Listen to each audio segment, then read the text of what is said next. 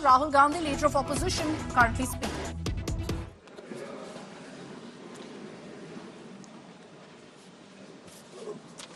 I heard the President's address. I sat there with Kharge ji and I listened to it. And I must say, I struggled through the President's address to maintain my attention on what was being said. Because I had heard pretty much the same President's address the last time and the time before that and the time before that. And it was the same laundry list of things that the government has done. We have done this, we have done this, we have done this. 50 or 100 things that the government has done. And so while I was sitting there, I was thinking, okay, I am being critical about what is being said. And I am saying that this is not the type of President's address that should be delivered. Well, the question came to my mind, what type of address would an India Gathbandhan government deliver? How would that address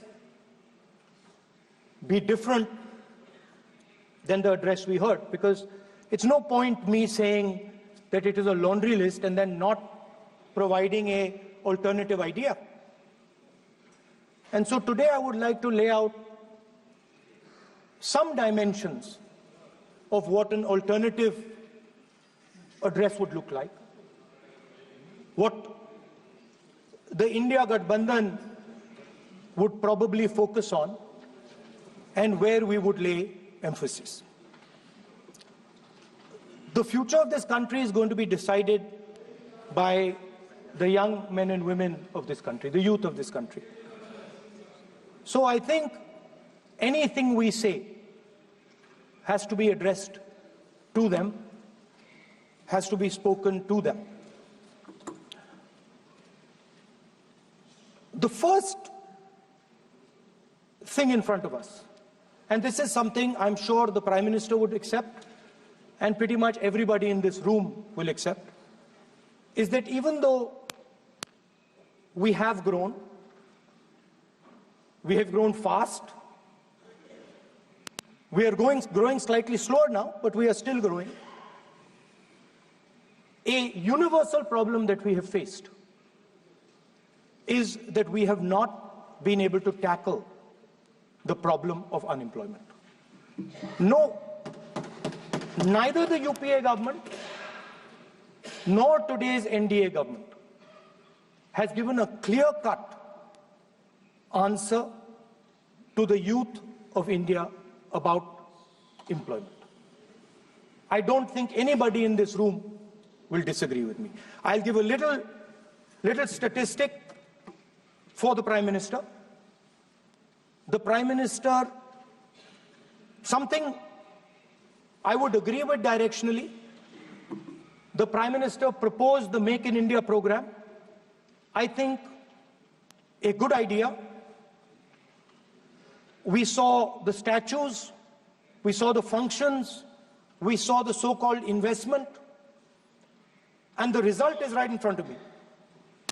Manufacturing fell from 15.3% of GDP in 2014 to 12.6% of GDP today. That is the lowest share of manufacturing in 60 years. I'm not even blaming the Prime Minister, because I think it would not be fair to say he didn't try. I could say that the Prime Minister tried, and I think conceptually Make in India was a good idea, but it's pretty clear that he failed, because manufacturing went from 15.3% of GDP to 12.6%. So the first question that any alternative vision would answer to the youngsters of our country is, okay, what and how are we going to solve this problem of employment? Any country basically organizes two things. You can organize consumption, and then you can organize production. Modern way of saying organizing consumption is services. Modern way of saying organizing production is manufacturing. But there is more to production than simply manufacturing. For example, agriculture also is about production. Now, pretty much every government since 1990 has done a decent job on consumption, on organizing consumption. Which are the companies that organize consumption? Uber organizes consumption. Reliance organizes consumption. Adani organizes consumption. But we have, as a country, failed in organizing production. We have excellent companies that try to organize production. They are the Mahindras of this world. They are the Bajajs of this world. Part of Tata's organizes production, but the record of the country on organizing production is dismal. And essentially what we have done is we have handed over the organization of production to the Chinese.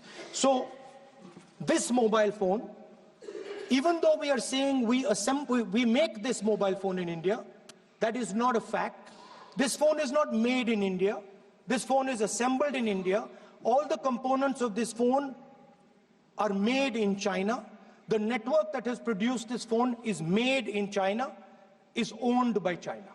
So every time we use a phone, every time we wear a Chinese shirt, a Bangladeshi shirt, every time we wear a pair of Chinese sneakers, we are paying a tax to China. Because some Chinese youngster is earning a salary to make or to produce that product.